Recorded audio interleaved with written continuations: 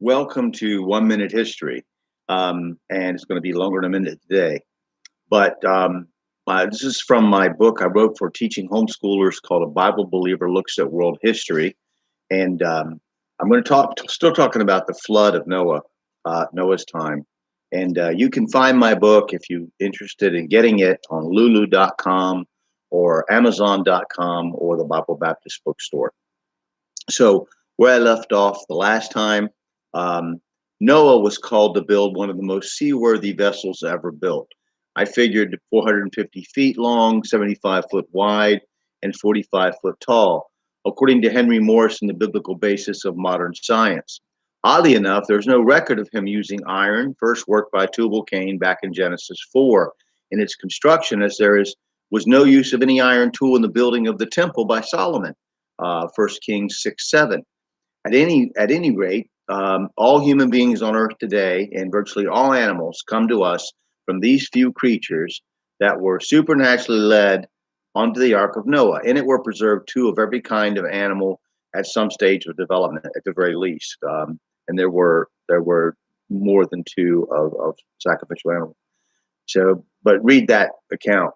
Note the Hebrew word for kind, K-I-N-D, which is min, is a larger subgrouping than species. Modern scientists define the word species in what I've counted many different ways.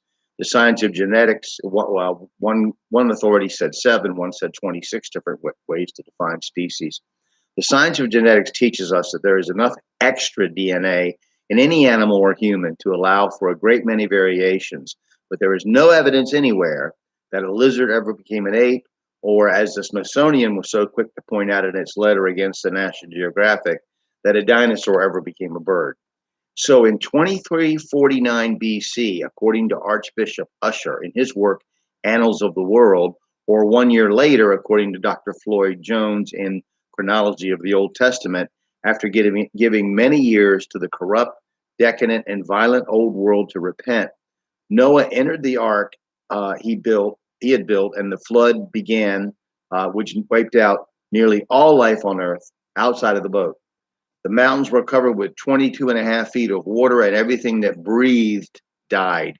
Now, what is the evidence found in science for the flood the Bible speaks of so clearly and in language that lacks the fantastic, incredible assertions of the Sumerian epic of Gilgamesh, as in the ark was a cube? One of the books I would recommend reading is Alfred Redwinkle's The Flood.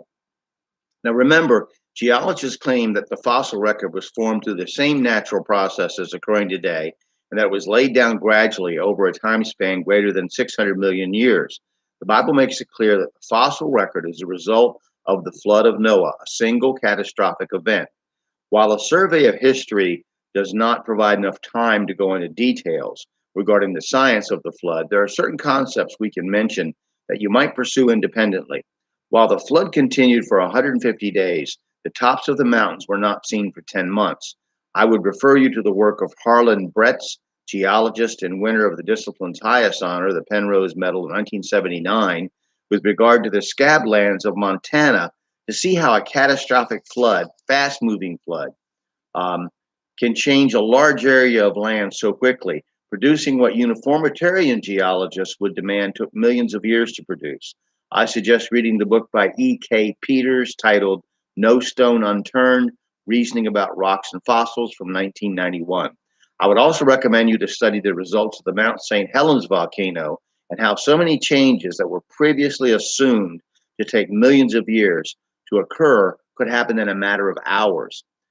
One scientist I heard said what I thought took 300 million years to take place took 90 minutes. So sedimentary rock laid down by action of water blankets the entire earth, and most fossils are found within it.